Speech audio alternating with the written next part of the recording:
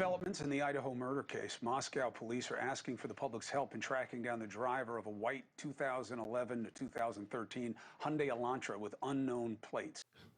I don't know. I'm kind of skeptical about that car. I don't think it's going to produce any new leads or anything. But what if the person who did this had served them something in their drinks prior during the time they were at the bar and knew they would be knocked out cold?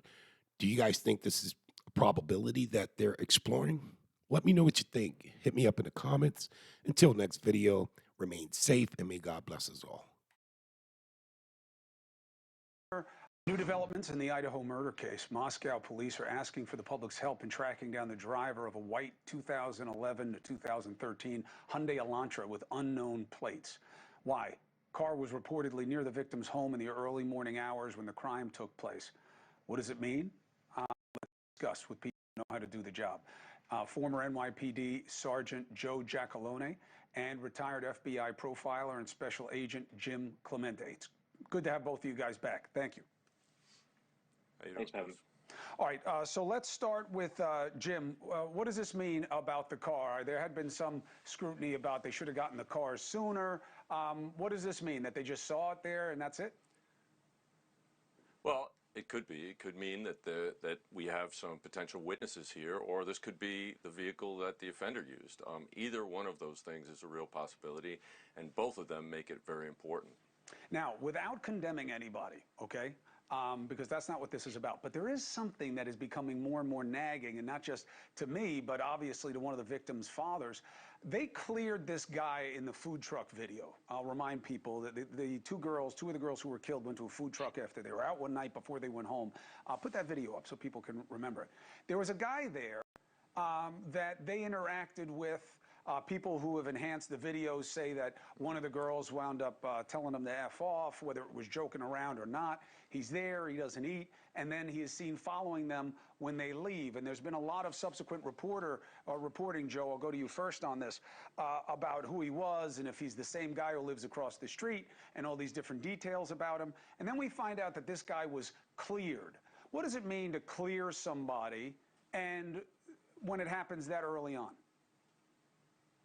It doesn't mean really anything. I mean, the police can say that this person's cleared, that person's cleared, but it's not a get out of jail free card. It's not like they can't turn around tomorrow and say, you know what, here's a pair of handcuffs for you. So a lot of times, listen, the police department knows a lot more that's going on than the general public, and sometimes they say things to keep everyone at ease, including the suspect or suspects in a case like this.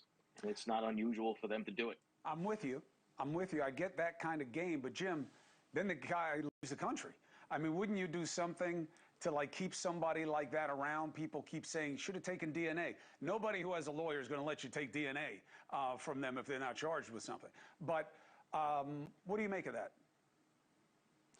Well, the fact that he left the country, you have to look at when he bought those tickets. I mean, is this something his family planned for many months, or is this something that happened just at the last minute? That's what's critically important. If the family actually lives here and they have plans to return here, I don't think it was such a mistake to let him go, because they obviously didn't have enough to keep him if he is even a suspect. Who do you think they're looking for, Jim? It's just part of the process. Who do you think they're looking for? What kind of guy do you think they're looking for from what you've learned?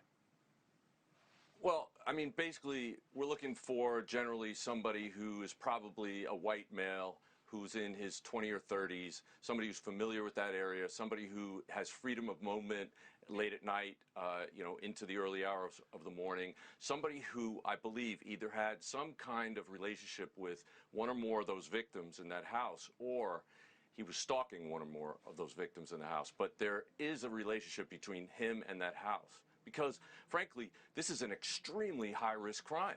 This is not something that just anybody could pull off, and he had to have some connection in order to get away with this. When you say that this is high risk, why? Well, it's somebody entering an occupied dwelling with 6 adults, any of whom could have had another knife, a gun, or a camera, or a phone, or a way to attack him. In other words, when you're planning a crime, and believe me, mass crimes, mass murders like this are typically planned. When you're planning a crime, you want to make sure that you have the highest probability of actually accomplishing it and getting away.